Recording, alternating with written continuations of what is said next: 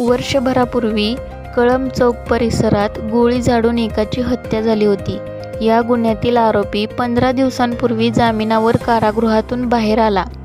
तेव्हापासूनच त्याच्यावर पाळत ठेवून खुनाचा बदला घेण्याचा प्रयत्न सुरू होता. मंगळवारी सायंकाळी संधी मिळताच धारदार शस्त्राने वार करून त्या आरोपीची हत्या करण्यात आली. या घटनेमुळे वर्दळीच्या चांदणी चौक परिसरात खळबळ उडाली.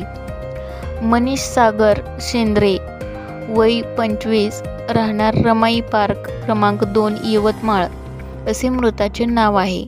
मनीषवर गोळी झाडून एकाचा खून केल्याचा आरोप आहे. या गुन्ह्यात तो जानेवारी 2024 पासून कारागृहात होता. काही दिवसापूर्वी तो जामिनावर बाहेर आला. यावेळी पोलिसांनी त्याला यवतमाळ शहरात राहू नको, तुझ्या जीवाला धोका आहे अशी सूचना दिली होती. त्यानंतरही मनीष यवतमाळातच राहिला. मंगळवारी मनीष त्याची दुचाकी दुरुस्त करण्यासाठी यवतमाळ वन परिक्षेत्र कार्यालयासमोर असलेल्या मुन्नाच्या गॅरेजवर आला होता. त्याने तेथे दुचाकी दुरुस्तीला टाकली याची टीप पाळतीवर असलेल्या मारेकऱ्यांना मिळाली. यावरून मारेकरी याच परिसरात दबा धरून होते. दुचाकी घेण्यासाठी मनीष तेथे पोहोचला असता चौघांनी त्याच्यावर धारदार शस्त्राने हल्ला चढवला. मनीष शरीरावर अनेक घाव लागूनही त्यांच्या तावडीतून निसटला. मात्र काही अंतर पुढे जाऊन RFO कार्यालयाच्या फाटकासमोर कोसळला.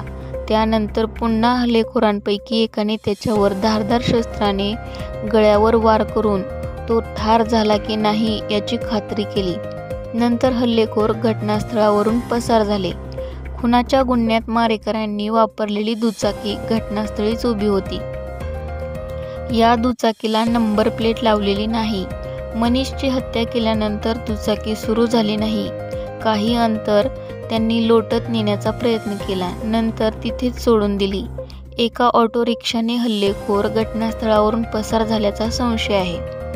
खुनाच्या घटनास्थळी बघ्यांची एकच गर्दी जमली होती.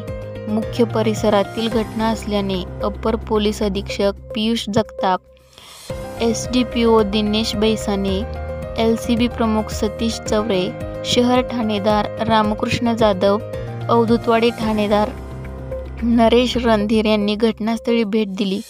फॉरेन्सिक पथकाने घटनास्थळावर भौतिक पुराव्यांचा शोध घेतला, तर दुसरीकडे सर्वच शोध पथक आरोपींच्या मागावर फिरत आहेत.